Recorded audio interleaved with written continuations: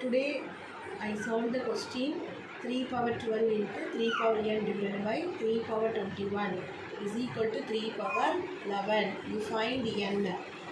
So இங்கே நம்ம என்ன பண்ணுறோம் அப்படின்னா நியூமரேட்டரில் law of exponents formula use பண்ணுறோம்.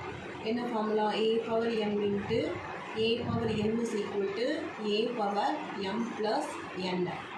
அப்போ இது எப்படி இருக்கும் அப்படின்னா 3 power 12 plus n is divided 3 power 21 equal to 3 power 11.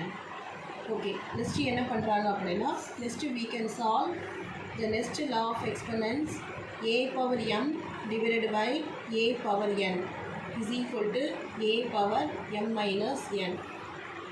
இந்த ஃபார்முலாவை நம்ம யூஸ் பண்ணி இங்கே அப்ளை பண்ணுறோம்.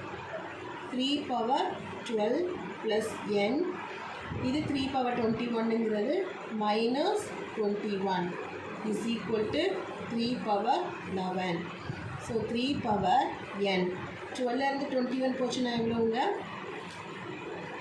9 minus 9 is equal to 3 power 11.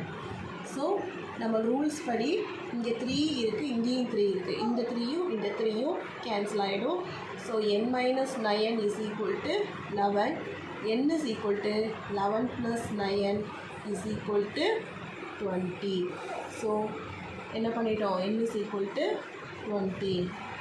we got it the answer n is equal to 20.